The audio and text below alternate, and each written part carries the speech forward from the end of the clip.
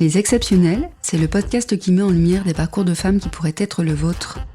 Des femmes qui ont osé se lancer dans des métiers qu'on ne disait pas pour elles. Le podcast Les Exceptionnels a été réalisé par l'incubateur Les Premières Sud, à l'initiative de la région Sud et en partenariat avec Engie. Être entrepreneur féminin, c'est pas féminin à l'important, c'est vraiment être entrepreneur qui est important. Surtout prendre conscience que son plus gros frein, c'est soi. Le propre de l'entrepreneur, c'est d'être capable de rester vraiment focus sur son cap. Ce serait de dépasser ses croyances limitantes.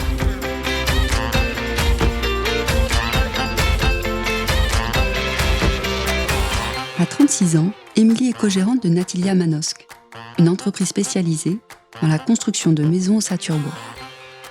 Sans expérience ni formation dans le domaine, rien ne prédestinait Émilie à prendre les rênes d'une entreprise de bâtiment.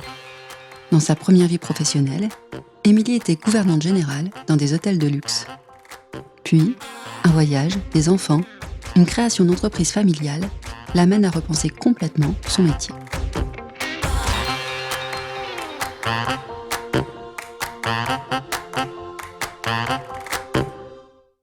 Bonjour à tous, je m'appelle Émilie Intract, j'ai 36 ans, je suis actuellement co-gérante de l'entreprise Natilia à Manosque. Je suis mariée, j'ai 2 enfants, 2 petits garçons, et je travaille au sein de cette agence depuis maintenant 6 ans.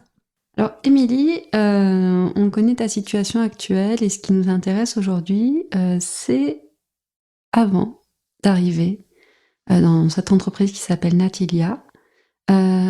Quel a été ton parcours scolaire? Quel a été ton parcours professionnel?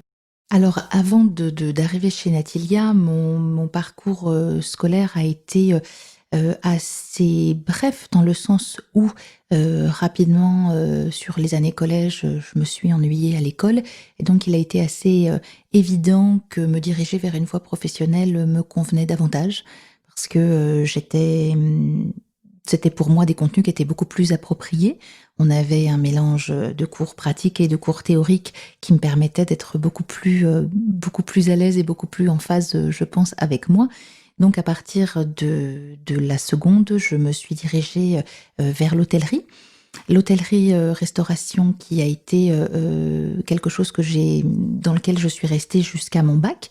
Et puis ensuite, j'ai fait une première année de BTS, mais dans l'hôtellerie-restauration qui ne m'a pas convenu. Et donc, je me suis dirigée assez naturellement vers une école de gouvernante qui elle, était quelque chose qui était beaucoup plus approprié pour moi, qui me convenait davantage et qui correspondait vraiment à ce que j'avais envie de faire et aussi à ma personnalité. Et donc, je suis partie 1 an à Strasbourg pour faire mon école de gouvernante. À la suite de cette école, enfin pendant cette école en tout cas, on a eu à faire un stage et ce stage a été au sein d'un palace parisien qui s'appelle le Meurice. Et donc, le stage s'est tellement bien passé que j'y suis restée 1 an et demi.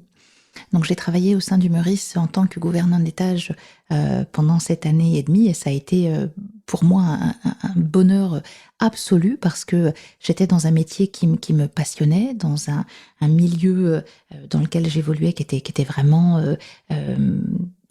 très strict et en même temps absolument passionnant parce qu'avec beaucoup je dirais, alors pas forcément de rigidité, mais en tout cas de rigueur et en même temps beaucoup d'excentricité, parce que parfois on pouvait être amené à côtoyer des clients qui avaient des demandes assez loufoques, mais c'était franchement à vivre absolument incroyable. Et puis à l'issue de cette année et demie, j'ai eu envie de partir sur complètement autre chose, mais toujours en restant dans l'hôtellerie. Et donc je suis partie au Club Méditerranée. J'ai été géo pendant 1 an et demi aussi, où là j'ai fait 3 saisons, toujours dans la partie hôtelière. Donc là j'étais assistante maîtresse de maison. J'ai fait 3 saisons au sein du Club Med et ça a été aussi une expérience de vie et un moment d'une intensité folle et en même temps d'une richesse incroyable parce que j'ai vécu des choses là-bas qui m'ont beaucoup enseigné, que ce soit professionnellement ou personnellement. Et puis, à l'issue de ces années Club Med, j'ai considéré que soit j'y faisais carrière, soit je revenais un petit peu dans la vraie vie. Et j'ai eu l'opportunité d'un poste d'assistante gouvernante générale pour la réouverture du Sofitel Le Louise à Bruxelles. Et donc, j'ai saisi l'opportunité et j'ai rejoint le Sofitel à Bruxelles. J'y suis restée donc pendant 2 ans. J'ai rencontré entre-temps mon mari, qui lui n'était pas du tout à Bruxelles, mais qui était du côté de Toulon. Et au bout d'un an et demi, les allers-retours Bruxelles-Toulon sont devenus un petit peu compliqués. Et donc, j'ai décidé de donner ma démission au Sofitel Le Louise, en me disant que de toute façon, je retrouverais un travail rapidement du côté de la Méditerranée. Et ce qui a été le cas, puisque je suis arrivée et 3 jours après, j'avais un poste de gouvernante générale au Pullman Palm Beach, poste que j'ai occupé pendant 5 ans. J'ai eu la chance et la joie d'être la gouvernante générale de ce merveilleux établissement qui maintenant ne s'appelle plus le Pullman Palm Beach, qui est maintenant NH. Mais voilà, j'ai exercé ce beau métier encore pendant 5 ans là-bas, à Marseille. Émilie, on a donc ce premier parcours, cette vie professionnelle. Moi, ce qui m'intrigue, c'est comment on décide de devenir gouvernante et quel est vraiment ce métier dont on a l'impression, en tout cas quand on l'évoque, qu'il est un peu un métier d'un autre temps, mais en tout cas qui existe bel et bien aujourd'hui, qui, j'imagine, permet de bien orchestrer toute la mécanique et la perfection d'une expérience à l'hôtel. Donc déjà, à quel âge tu as décidé de faire ce métier? Comment tu as découvert ce métier? Comment on se trouve une vocation pour devenir gouvernante? Et qu'est-ce que c'est exactement qu'une gouvernante? Alors, à quel âge j'ai décidé exactement d'être gouvernante? Finalement, assez tard, parce que c'est dans le cadre de mes cours d'hébergement lorsque j'étais en bac que j'ai découvert ce métier. Et ça m'est apparu tout de suite comme une évidence. C'est-à-dire que la gouvernante va vraiment être le chef d'orchestre de toute la partie étage. Ça va être la personne qui voit tout, qui entend tout, mais qui ne dit rien, et qui est là pour que le client passe le séjour le plus merveilleux possible, avec des attentions les plus personnalisées possibles, dans un établissement généralement de luxe, puisque ces professions-là s'exercent dans des établissements qui sont généralement haut de gamme. Voilà. Et donc, c'est un métier qui m'est apparu tout de suite comme étant évident de par ma nature, mon caractère et tout ce que ça pouvait offrir. Alors, tout ce que ça pouvait offrir, j'entends par là la gestion d'une équipe, la rigueur de l'organisation, le côté donc management évidemment, toute la qualité et le soin qu'on devait apporter aux attentions clients, et puis également la possibilité de voyager, puisque ce métier s'exerce partout dans le monde. Donc pour moi, c'était la possibilité de me dire que je pouvais partir absolument où je le souhaitais. Voilà, c'est pour ça que ce métier-là m'est apparu comme quelque chose de vraiment une opportunité à saisir, et quelque chose qui conciliait vraiment toute la partie personnelle et professionnelle que je souhaitais consacrée à une profession. Tu parles des envies, de ton caractère, de ta personnalité qui était vraiment fait pour ce métier. Quel caractère doit-on avoir pour faire ce métier, et qu'est-ce qui fait que tu te disais que tu avais les qualités requises pour ce métier de gouvernante? Alors les qualités requises et ce qui a fait que je me suis dit que ça pouvait correspondre, c'est le côté très méticuleux, très maniaque, très organisé que je peux avoir, et qui donc, on y reviendra, mais qui m'a beaucoup servi aussi dans mon métier d'après pour pallier à certains manques. Mais en tout cas, ce côté rigoureux, organisé et ordonné était des prérequis et des qualités, je dirais, nécessaires, voire indispensables à ce métier de gouvernante. Et puis après, le côté, je dirais, dynamique aussi, avoir envie de mettre cette dynamique au service justement de clients et d'un établissement prestigieux. De ce fait, tu es resté combien de temps dans cet univers, dans ce secteur au total? Et d'un point de vue peut-être familial, comment les choses ont évolué pendant cette période-là aussi? Alors j'y suis restée 10 ans.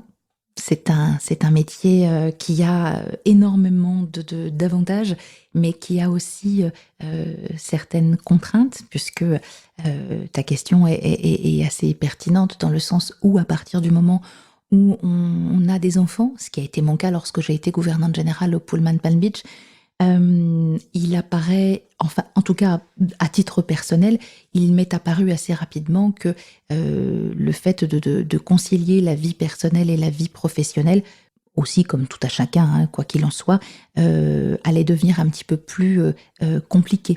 Et donc, au bout de 10 ans et avec un premier enfant, j'ai commencé tout doucement à me poser certaines questions et à envisager peut-être de changer de voie, pas nécessairement au départ de secteur d'activité, mais peut-être de métier.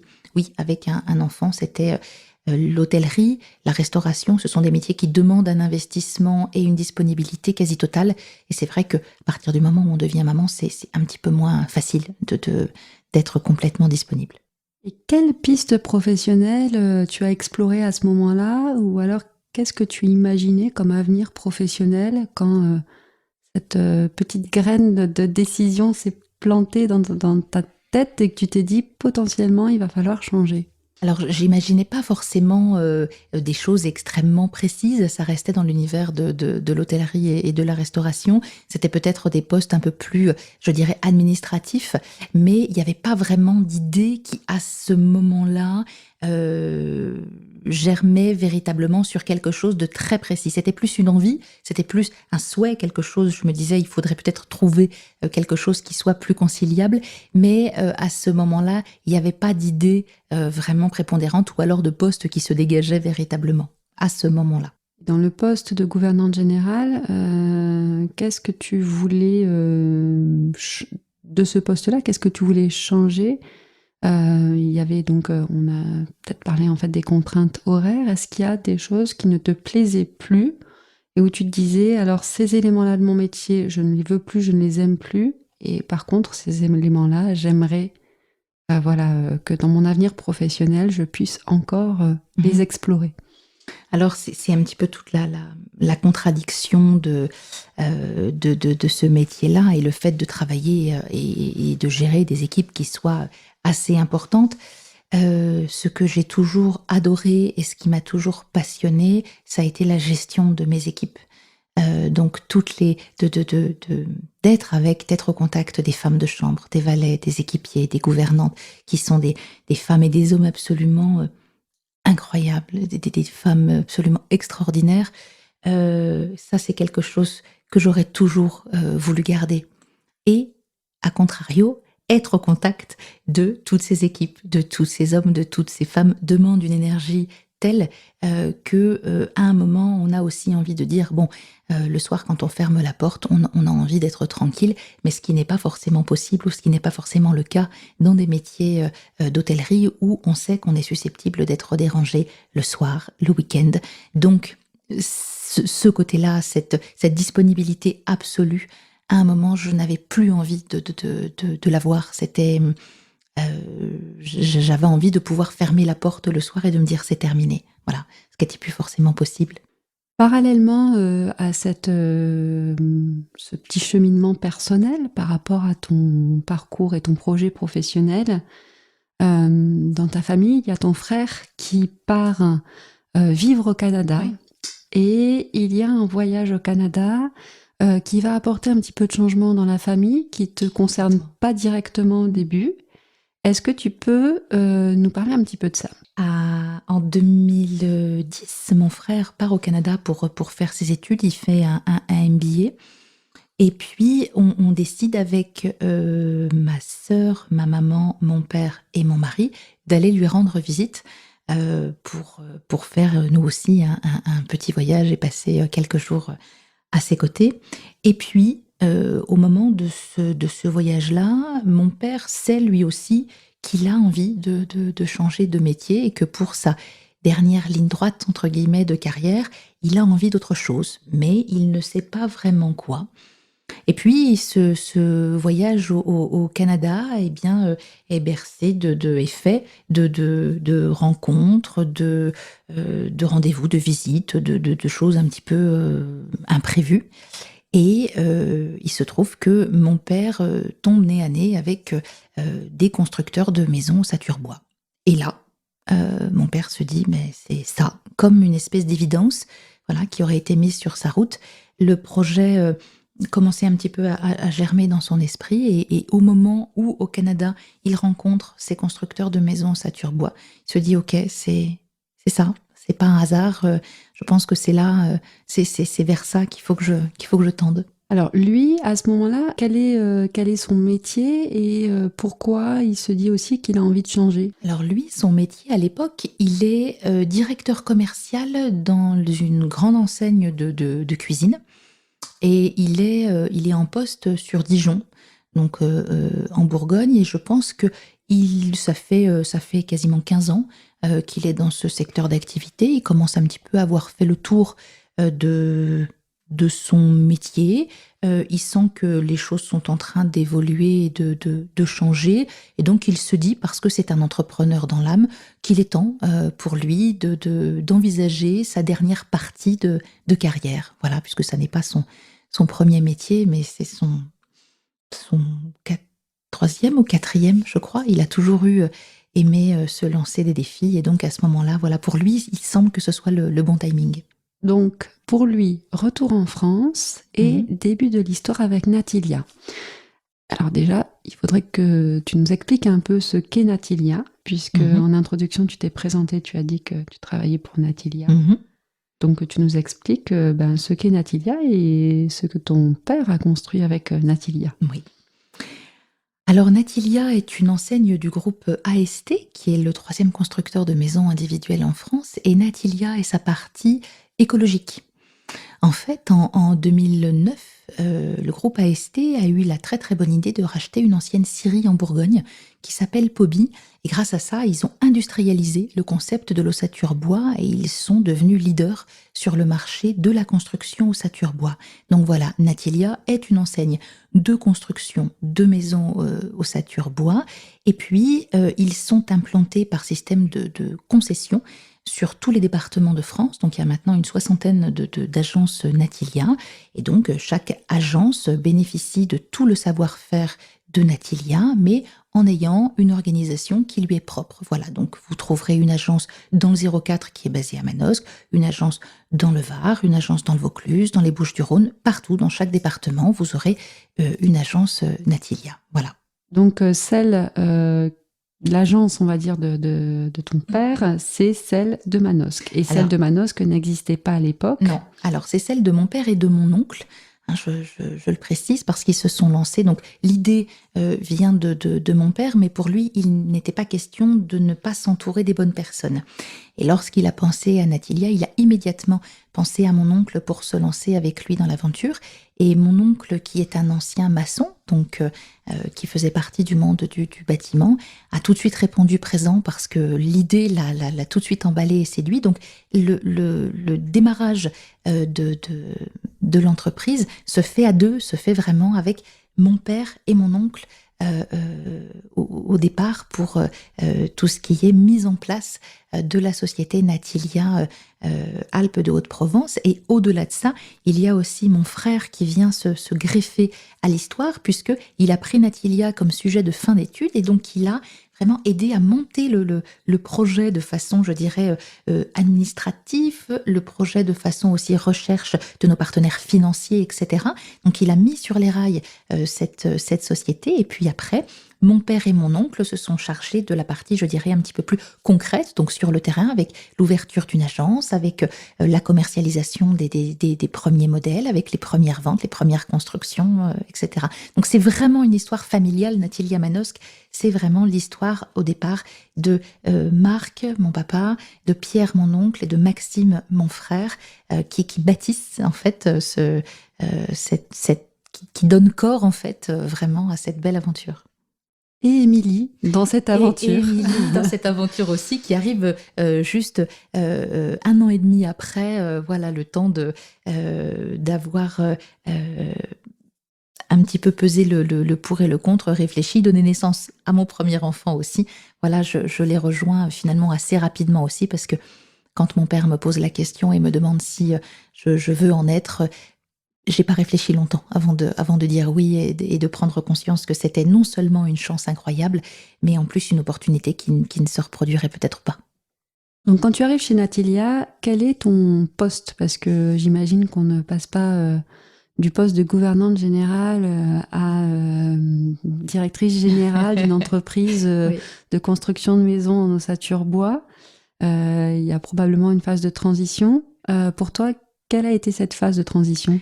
Alors, je suis passée par une phase d'apprentissage et une phase un petit peu, je dirais, administrative, où je centralisais un petit peu toutes les demandes, et puis j'étais vraiment sur une partie voilà, de gestion de dossiers. J'étais un petit peu au niveau de ce que me permettaient mes connaissances de l'époque, c'est-à-dire pas énorme, hein, puisque je venais absolument pas de ce milieu-là. Donc, du coup, je gérais toute la partie, oui, pour le plus gros, essentiellement administratif de l'agence. Voilà. Est-ce qu'il y a eu des appréhensions de ta part quand tu as justement changé de métier, changé de secteur d'activité? On se retrouve en fait voilà, dans un univers qu'on ne connaît pas. J'imagine, alors peut-être que je me trompe, mais en tout cas, en tant que gouvernante générale, on a peut-être affaire à beaucoup de femmes à manager. Mmh. Et on arrive dans un univers qui est celui de la construction, qui est plutôt un univers masculin. Mmh.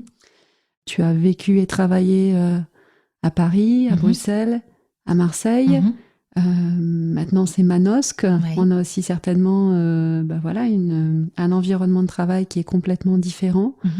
Quelles ont été tes impressions, tes sensations, tes appréhensions à ce moment-là?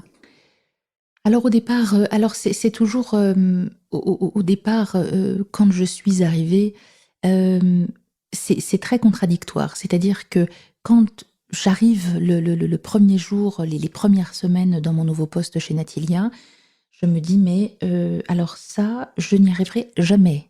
Ça, c'est quelque chose, je n'y connais rien. On m'a mis là, alors oui, on croit en moi, mais enfin vraisemblablement, on croit en moi beaucoup plus que ce que moi, je ne peux croire en moi. Donc ça va vraiment être très, très compliqué». Heureusement, j'ai toujours été entourée de beaucoup de bienveillance de la part de mon père et mon oncle, qui ont vraiment pris le temps de me rassurer, de me dire que j'étais la bonne personne au bon poste, que ça allait aller, etc. Mais c'est vrai que les premiers temps, pour moi, c'était un peu comme un vide absolument abyssal, hein. Je comprenais pas grand-chose de ce dont on me parlait. Alors, ce qui m'a beaucoup aidée, justement, à pallier à ce manque de connaissances techniques, c'est tout ce que j'avais pu avoir, tout ce savoir-faire et toute mon éducation professionnelle, je dirais de l'hôtellerie, qui m'a un petit peu aidée à pallier ces manques, dans le sens où, même si je n'avais pas la réponse, en termes d'écoute, de prise en charge et puis d'accompagnement des clients, j'essayais d'être vraiment dans quelque chose d'extrêmement rigoureux, et même si je n'avais pas la réponse à l'instant T, de le rapporter. En tout cas, voilà, tout ce que j'avais appris, ou toutes les qualités de prise en charge que je pouvais avoir, ces connaissances-là de mon ancien métier, je les ai vraiment transposées en fait de façon instinctive à mon nouveau métier, pour pallier à tout ce que je ne savais pas, parce qu'il y avait énormément de choses que je ne maîtrisais absolument pas. Et donc, il a fallu que je les acquière, et ça m'a demandé du travail et évidemment du temps. Donc, voilà, ça a été un gros challenge, mais qui était extrêmement intéressant. Et ensuite, pour répondre à ta question précédente aussi, le fait de passer d'un milieu de femmes à un milieu d'hommes a été plus facile que l'inverse. C'est-à-dire que le monde de la construction, c'est très simple. C'est-à-dire que les rapports sont pas vraiment biaisés. C'est blanc, c'est noir, c'est oui, c'est non. C'est très direct. Voilà. Contrairement à ce qu'on peut parfois avoir, connaître ou ressentir dans un milieu qui est plutôt féminin. Là, pour le coup, c'était plus facile pour moi, parce que les choses étaient dites de façon très très claire. Je pouvais les dire, on pouvait me les dire. Donc voilà, de ce côté-là, c'était finalement plus facile, et j'ai été à l'aise assez rapidement dans ce milieu-là. Ce poste de transition, avant qu'on arrive à un poste qui est vraiment un poste de direction, qui est celui que tu occupes aujourd'hui. C'est quelle était ta fonction chez Natilia quand tu es arrivée ? Alors, j'étais assistante administrative, je dirais. Donc, j'étais entre secrétaire et commerciale. On ne savait pas tellement bien. C'était un peu flou. Mais dans un premier temps, voilà, c'était, oui, assistante administrative, si on veut bien appeler ça comme ça. Absolument. Comment étais-tu perçue par les interlocuteurs de Natilia, qu'ils soient des clients, des partenaires, quand tu es arrivée à ce poste ? Si, au départ, on est clairement perçu comme la secrétaire. Hein. Ça, c'est net. Et je l'ai même entendu d'ailleurs. Hein. Je viens voir la secrétaire. Donc, autant vous dire que ça, c'est quelque chose que j'ai eu beaucoup de mal à accepter et qui m'a beaucoup aidée à accélérer ma formation et à faire que je sois rapidement indépendante et autonome sur un poste de commercial, ce qui était évidemment le but premier de ma venue. C'était pas du tout un poste administratif, mais je devais aussi en passer par là pour connaître un peu les rouages de ce système de l'entreprise et de la façon dont ça fonctionnait. Mais très clairement, au départ, si, c'était vraiment de cette façon-là que j'étais perçue, comme la secrétaire. Quels sont, quand on se rend compte de ça, je dis j'ai dû accélérer, on va dire, un peu les choses, comment on se forme, qu'est-ce qu'il faut faire pour être au niveau et pour se sentir crédible et légitime dans un milieu, un métier qui, à la base, n'est pas le sien ? Il faut beaucoup travailler, beaucoup apprendre et puis beaucoup pratiquer. Et donc, essuyer des revers, essuyer les plâtres, comme tout métier. C'est-à-dire qu'il y a une partie théorique donc, qui a été dispensée et par mon père et par des formations que Natilia en interne peut nous dispenser.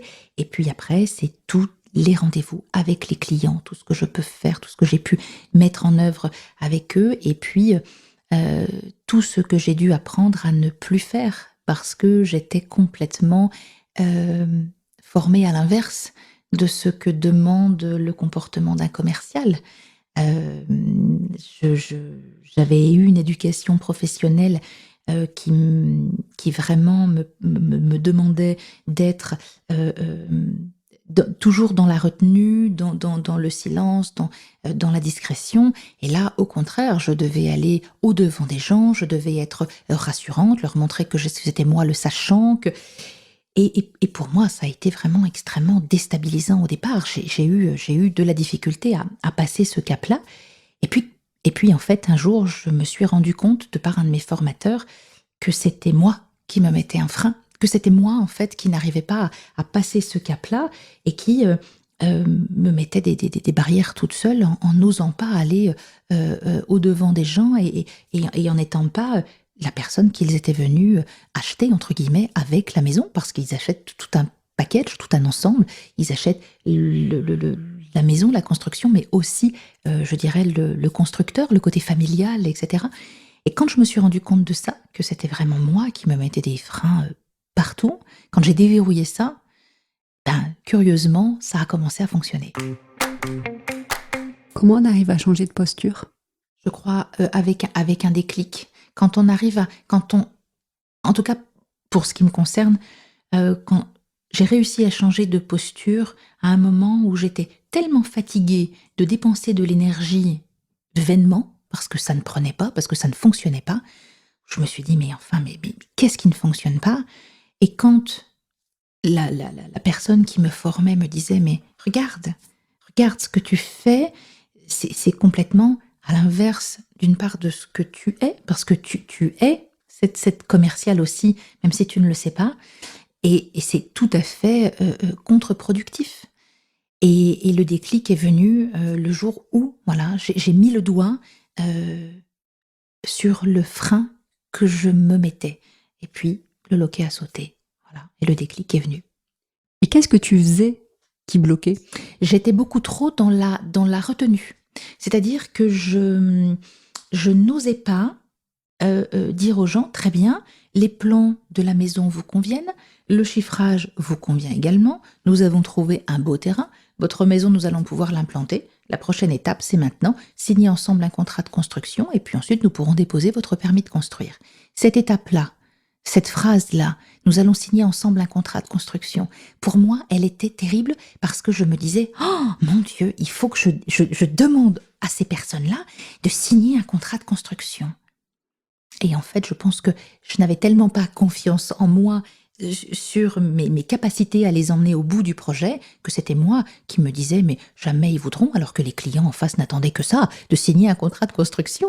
C'était ça, je n'osais pas aller au-devant de ce pourquoi les gens étaient venus me voir. Et quand j'ai compris ça et quand j'ai commencé à le faire, eh bien, c'est des choses qui ont déroulé, voilà, mais il a fallu que je mette le doigt vraiment sur cette petite étape-là que je n'arrivais pas à passer, en fait, que j'avais beaucoup de difficultés à passer. Et une fois que ça a été le cas et que j'ai réussi à surmonter ça, à surmonter ma propre peur, ma foi, les choses ont commencé à aller beaucoup mieux. Et donc ça va de mieux en mieux dans ce poste commercial. Oui. Et un jour... Ça va de mieux en mieux dans ce poste commercial, absolument. Et puis un jour, mon père me dit, bien, je vais prendre ma retraite. Donc je pense qu'il est temps que tu reprennes les rênes. Mais alors, les rênes, évidemment, je ne les ai pas reprises seule, puisque je suis en cogérance avec mon oncle, qui lui aussi est à mes côtés. On est tous les deux, puisque lui ne s'est pas arrêté de travailler. Il a 8 ans d'écart avec mon père, donc il est encore sur la partie technique. Et donc, il me dit, je vais, moi, me retirer un petit peu des affaires, mais par contre, je pense que tu as toute la légitimité pour t'installer sur la partie direction et gestion sur le côté commercial. Et puis sur le côté technique, évidemment, mon oncle est là pour avoir toute son expertise et sa compétence. Mais est-ce que toi, évoluer comme ça, c'est quelque chose qui te semble faisable ou voilà, que tu aimerais? Et je me suis pas posé la question très longtemps parce que pour moi, c'était évident que c'était la suite logique. Voilà, de reprendre la gestion de l'entreprise avec mon oncle, pour moi, c'était évident.